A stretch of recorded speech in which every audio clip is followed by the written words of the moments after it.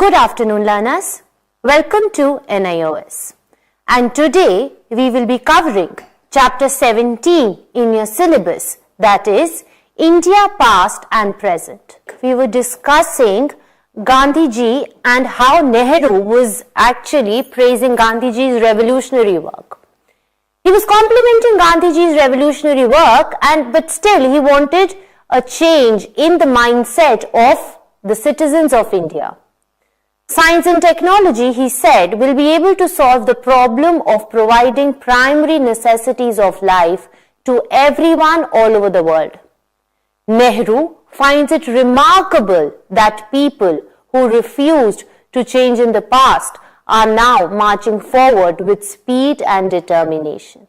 People who were rigid earlier, people who did not want to change, were now changing and wanted to just walk on the path of progression. Nehru's vision is of a prosperous India, material progress for the vast population. He also hopes that conflicts that take place in the name of religion, caste or region should stop. He wants India to be vibrant, its democracy on a socialist pattern. He wants a casteless and a classless society. So in his speech, he's emphasizing on creating a classless and a casteless society. Nehru, like you must have noticed, has a deep knowledge of Indian history. He appears to be concerned and does not speak in a language of hate and anger. He is a man of science and has deep faith in science and technology. So let's discuss some aspects of ancient India that filled Nehru with pride. So he's proud of India's strong and energetic race. He is proud that people here are eager to know and have a spirit of curiosity. He is proud of the mature and tolerant civilization. He is proud that people here, and especially the leaders, are forever searching for truth and spiritual knowledge. In medieval India, the situation changed for worse. And why is Nehru not happy with medieval India? Yes, he agrees that medieval India was a place of freshness and youth, but old age and bad temper gained ground. He's unhappy with the narrow caste divisions and customs which became, very important in medieval India. India was invaded by Mughals and Islams. He doesn't like medieval India because, here divisions took place because of caste and old traditions. But he still says that India was saved by her ability to adapt to the great changes and influences that came in. And India never forgot her past glories and traditions. Negative efforts of Western invasion was exploitation of people and resources by foreigners. The positive effect was the impact of the fresh European ideas and knowledge. Europeans brought industrial revolution early in our country. He did not like the European or the British invasion. He said that, the Europeans took advantage and exploited lot of Indian resources. But one thing that he is happy with the European invasion is that at least they brought industrial revolution in the country. And because of that, fresh ideals and knowledge came into place. So in the speech, if we are discussing some of Nehru's tasks, so he wanted to choose the best structure that will lead the country to prosperity and progress. He wanted to stir people to take action and bring change. Nehru's task was made difficult by the disturbance and confusions of the time. He was clear that he wanted to create a structure and he wanted to lead the country to prosperity and progress. He was certain that he wanted to encourage and stir people to take action and bring change. But yet he had to face lot of disturbances and confusions of the time. Learners, let's go through some important words from the text. So the first word virile means masculine. Somebody who has immense strength and energy. Vigorous means strong and energetic race. So he's calling Indians vigorous. Why? Because we are a strong and an energetic race. Tolerant, understanding, okay, somebody, you can easily understand that person is very open-minded. Ceremonials, it basically refers to conducting religious or public ceremonies or events. Rapidity means quickness, speediness, swiftness. Privileges are basically rights given to a person. Socialism learners, which Nehru talks about, that he wants a socialist society.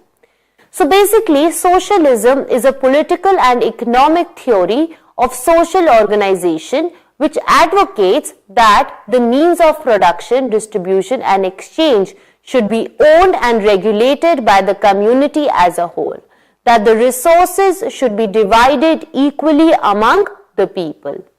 Resolute means determined, firm or fixed.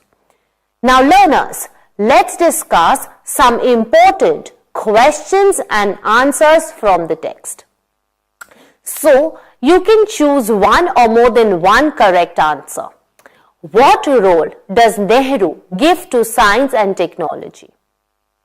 I'm just reading out the options, okay?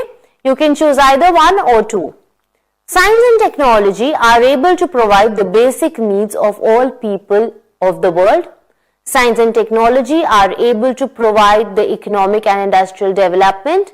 Science and technology are able to provide luxuries to modern society. Science and technology were able to liberate us from the British. So choose the correct answer, learners. Come on. Let's test your knowledge.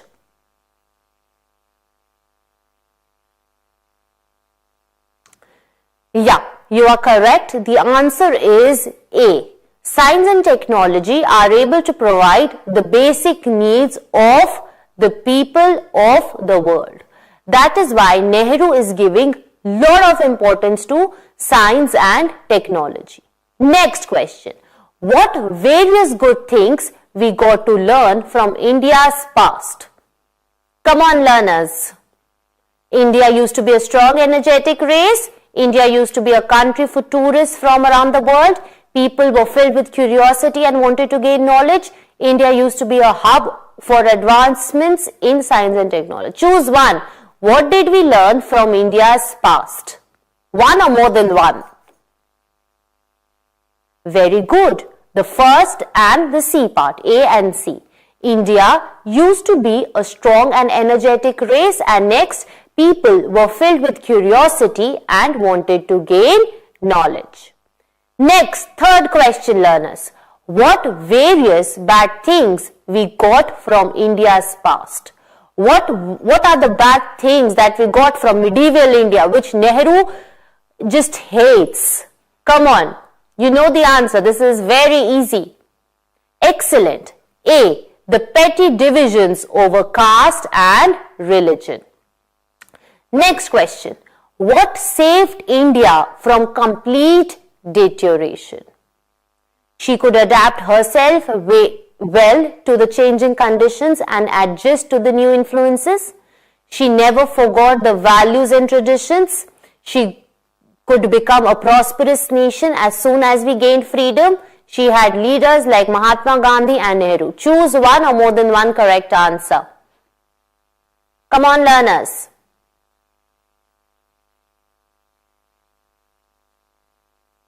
Very good. A and B part. She could adapt herself well to the changing conditions and adjust to the new influences. And yet, India never forgot the values and traditions. Next question, learners. What aspects of ancient India fill Nehru with pride and wonder? Come on.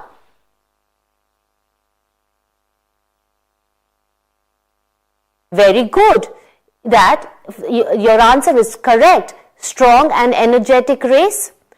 People here had a spirit of curiosity, and we were very mature and a tolerant civilization. Excellent, learners. Next, what negative effect have Western invasion had on our country? Okay, so we've discussed this in the speech. Come on, you have to answer the correct option.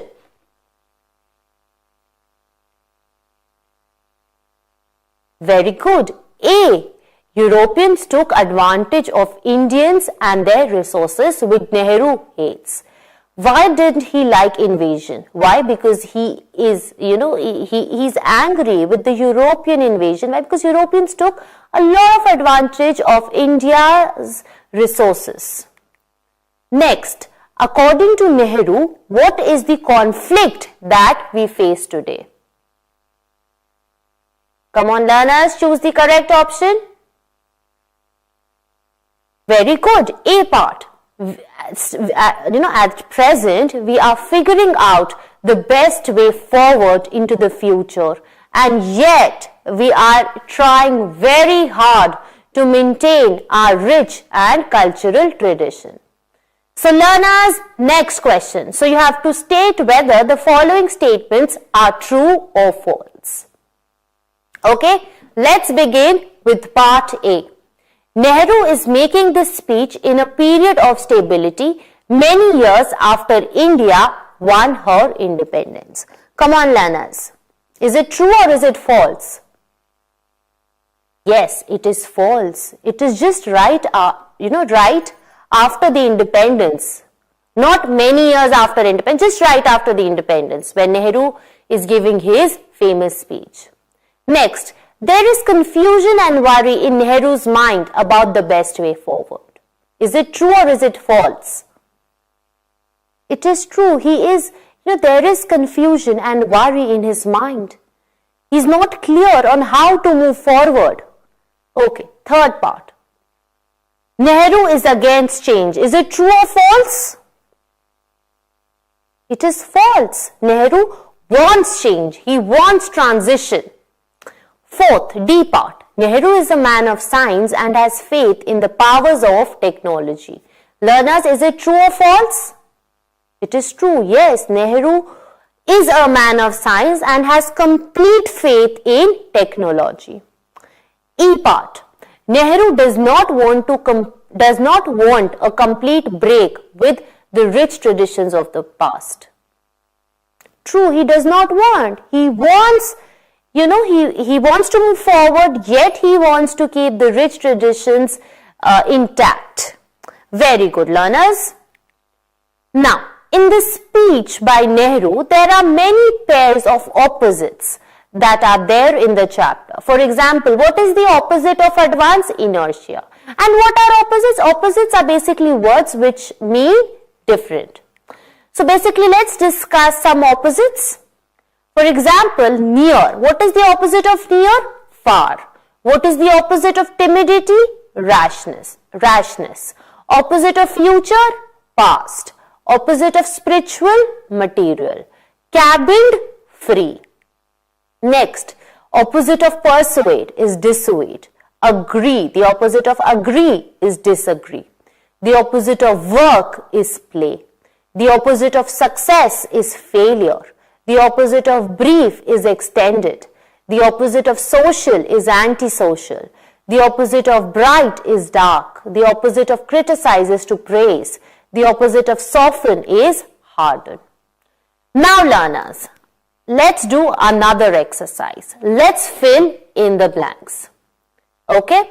So you need to make some necessary changes in the form of the words to make your sentences grammatically correct. Even hard-earned criminals can be dash by praise and dash only hardens them further. So you have to choose the word softened and criticism. Okay? So I can do the first one for you. Even hardened criminals can be softened by praise. Criticizing only hardens them further. Now you have to do the next one on your own. The meeting began on a bright and happy note. Unfortunately, as the dash increased, the mood became dash and angry. So basically the word here is disagreement and talk. Okay, so you have to put disagreement and dark in the correct form. Come on learners, do it.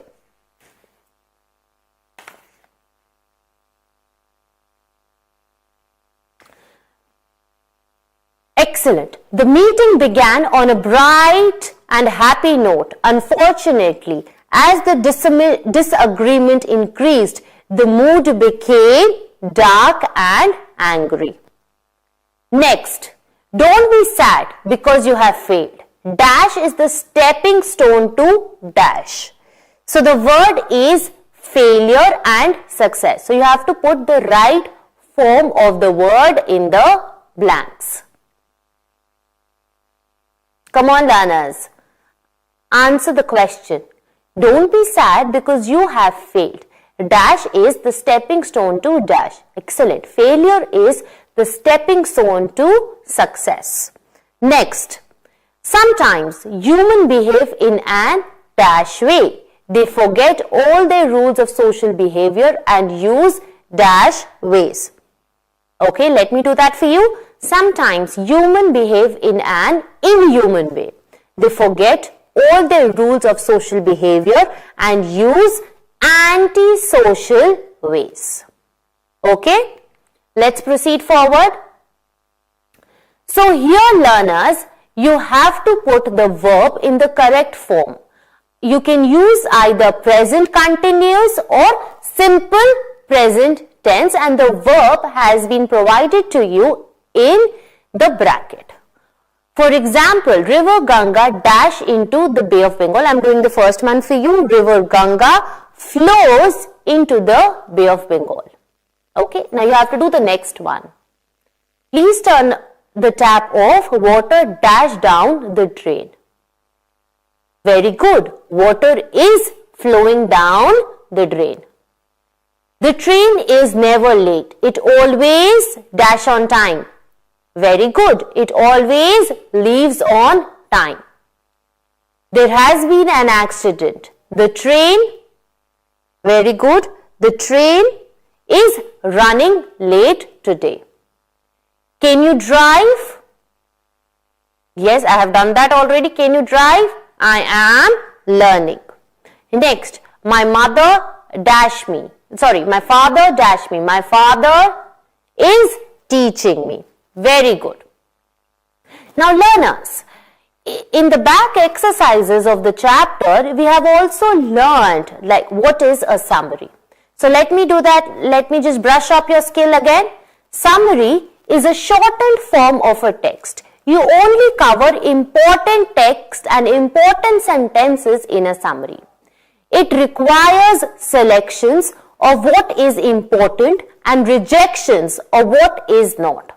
For making a summary, learners, it is essential to make notes. You can make notes on a paper or in your mind. Thus, note making is the first stage of making a summary. But once the summary is made, notes are irrelevant. So if you have to make a summary, for example, if you have to make a summary of this chapter, you must make notes and short notes. You can't be detailed in a summary. Summary basically covers only the important points. The sentences could be put aside or discarded as rough work for summary. In a summary, the important points are presented in a logical order in the form of a paragraph or paragraphs. The facts are stated in a straightforward, direct style without any ornamentation or examples. So if you are writing a summary, learners, you must use a very straightforward and a direct style. You cannot use examples and you cannot use flowery language in a summary. Summary has to be very direct and it has to be very short. Okay, learners, I hope today's lesson has proven to be beneficial to you. I'll see you again. Thank you for listening and attending. Thank you.